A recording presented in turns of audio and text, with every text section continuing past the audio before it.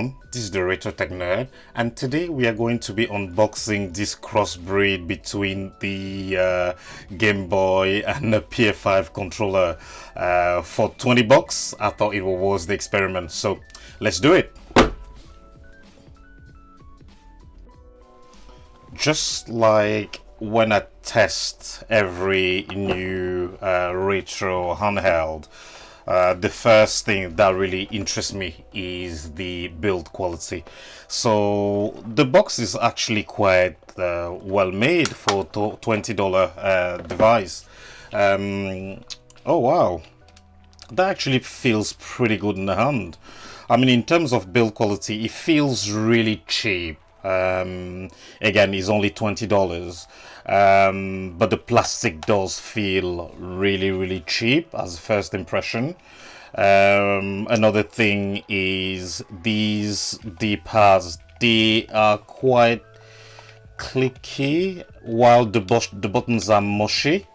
So the face buttons don't feel great, and I'm not a fan of the separated D-pad. Oh, it's got some shoulder buttons. They feel really cheap as well, but it's got a 2.8 inch display, and it claims to be playing quite a few systems. So I'm going to put the list of systems on the screen and in the description below. But first impression, joysticks are okay. The device itself feels really comfortable, so let's try and turn this thing on and see how it plays. So we've loaded the Punisher on arcade on MAME, so let's try it. By the way, there's no select or start button, so you literally have to press all the face button and D-pad to be able to start the game. So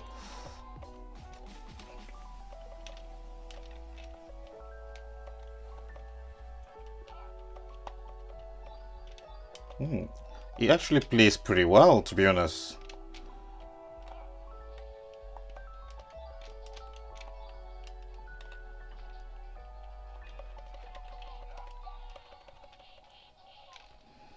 The controls actually feel quite comfortable. They are quite mushy, but it's not an issue for these kind of beat them up games. And the screen is not too bad as well, you know, for a $20 device.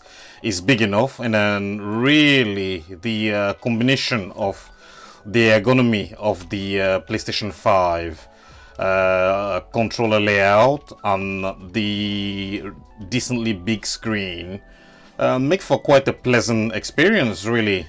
So it's definitely much better than I thought, because I thought this was going to be a monstrosity, you know. At least it might just be like a joke for the channel or something, but the more I play with this device, the more I can actually, you know, it will never be my main device whatsoever, you know, but for a little gimmicky session, it plays really well. I'm very impressed with it. So we can see that the MAME emulator, the arcade games, they run quite okay. So let's try and see, you know, if it can run some GBA games, and we are going to try and test other systems as well. So let's try some maybe Sonic on Game Boy Advance. So right now we are loading Sonic Advance. And as I said previously, there's no start or select on this, so I'm just pressing everything to try and just start the game, really.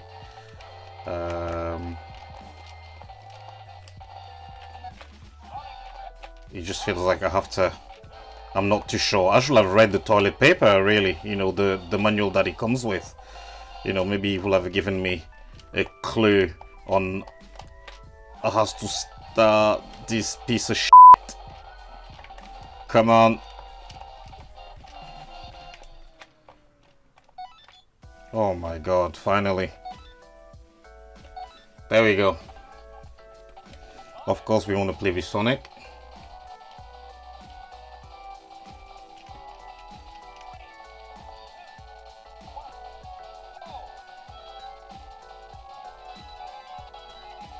He actually plays okay.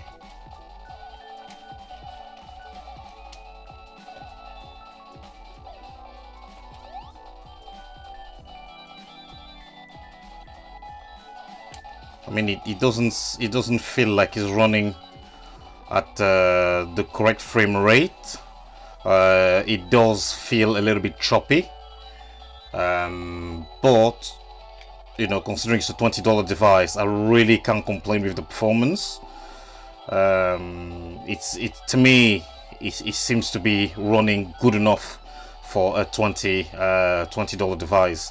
And what really impresses me on this again is just how ergonomic the whole device feels. You know, I know they've basically just, you know, taken Sony's design and just slapped a 2.8 inch screen on here, but the final result is something that's genuinely comfortable. Let's just see if Sony is gonna let them get away with it.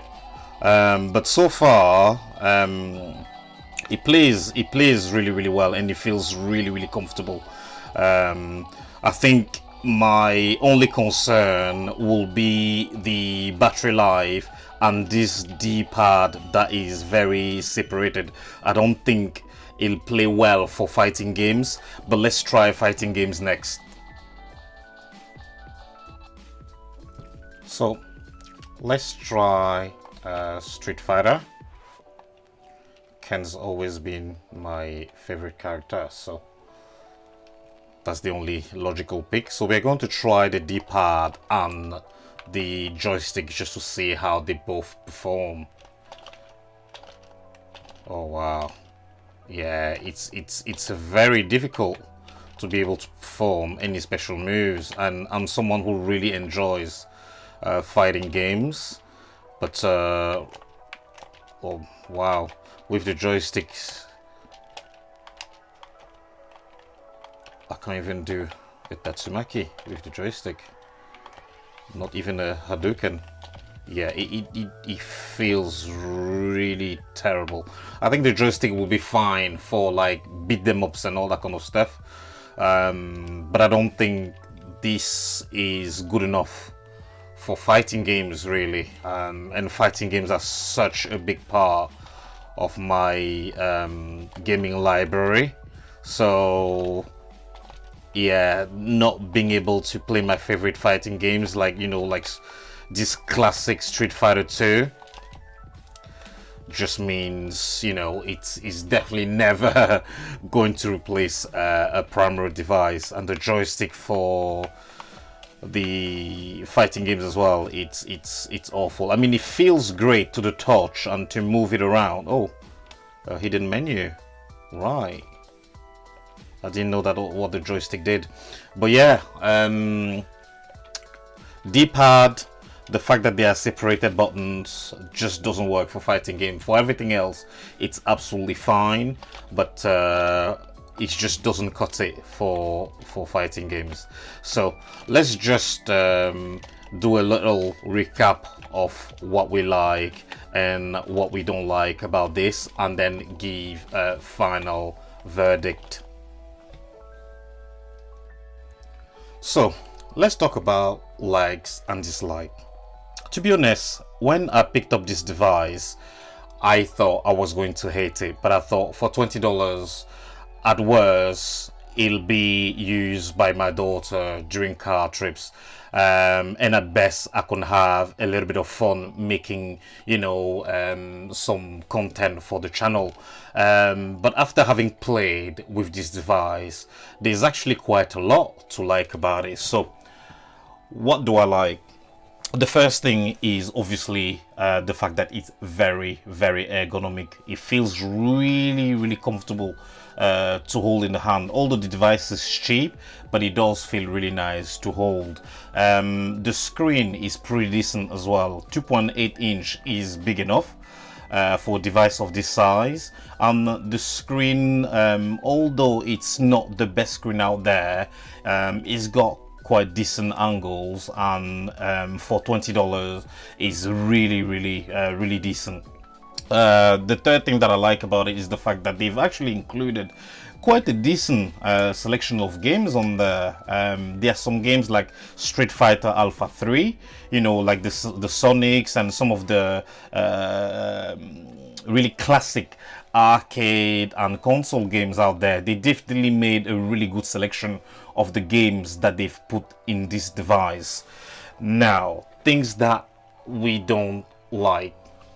The biggest is definitely the D-pad.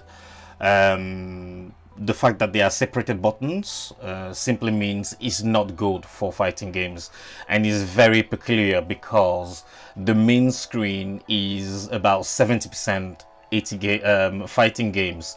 So you know, that D-pad is definitely not really suited for fighting games. The second biggest flaw on this has to be the tiny 800 milliamp battery. It's extremely small, and is definitely not going to keep the kids entertained for a long period of time. The fact that the device is cheap is another thing. I mean, in terms of build quality, but really at $20, you can't really complain. So let me know, guys, what you guys think about this device in the comment section below. Do you think it's an interesting concept? Do you think it's a monstrosity? And how long before Sony sue them into the ground? So, but I just thought it's quite an interesting device, and I wanted to have one, even if it's just for the novelty of it. Thank you guys for watching. Make sure to like and subscribe, and I'll be back with another video.